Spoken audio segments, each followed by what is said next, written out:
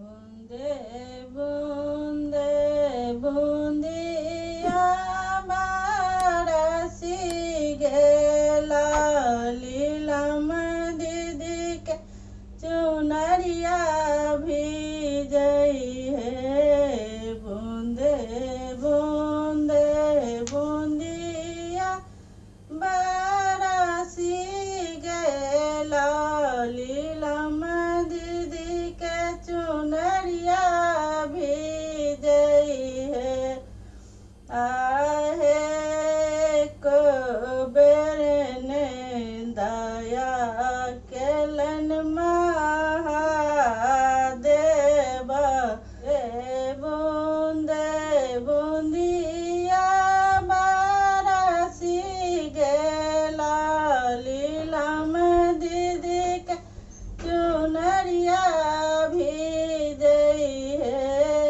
बूंदे बूंदे बूंदिया बरसी गेला लीलम दीदी के चुनरिया भीजई है। आहे कहना कठोर भेली महादेव एको बेर ने दया केलन है। आहे कहना कठोर भेली महादेव एको बेर ने दया केलन है। आहे रोपी तौने बेला केरा गाछ की बेला में समाये जैती है। आहे रोपी तौ में बेला केरा गाछ की बेला में समाये जैतऊँ है। बूंदे बूंदे बूंदिया बरसी गेला हरिंदर भैया के चुनरिया भीजई है। बूंदे बूंदे बूंदिया बरसी गेला हरिंदर भैया के पगड़िया भीजई है।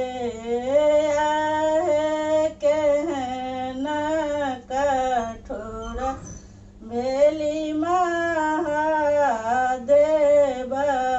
एको बेर ने दया केलन है। आहे कहना कठोर भेली महादेव एको बेर ने दया केलन है।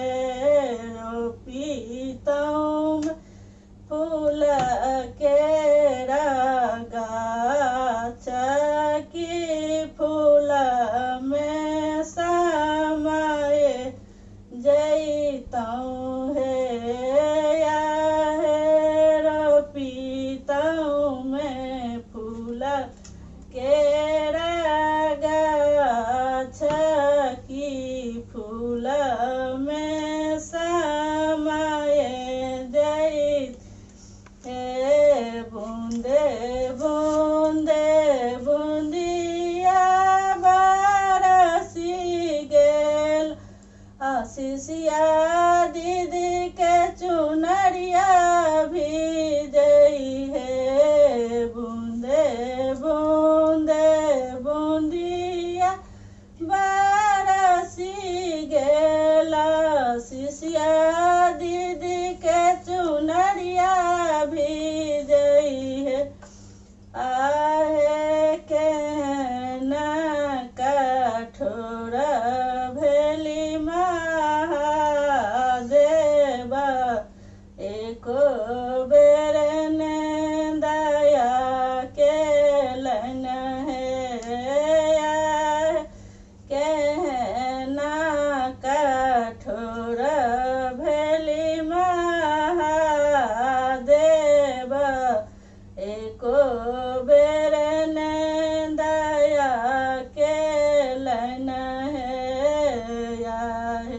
रोपितौ में चंदना के गाछ की चंदन में समय जैतौ है या है रोपितौ में चंदन के गाछ की ओह में समय जैतौ है बूंदे बूंदे बूंदिया बरसी गेल शिष्या भैया के पगड़िया भीजल है बूंदे बूंदे बूंदिया बरसी गेला शिष्या भैया के चदरिया भीजई है आहे कहना कठोर भेली महादेव को बेरन दया केलन है आहे कहना कठोर भेली महादेव को बेरन दया केलन है या है रोपितौ में धतूरा के गाछ की यो में समय जैतौ है या है रोपितौ में भांगा के गाछ की ओह में समय जैतौ है बूंदे बूंदे बूंदिया बरसी गेला लीला दीदी के चुनरिया भीजई है आहे कहना कठोर भेली महादेव एको बेरन दया केलन है कहना कठोर भेली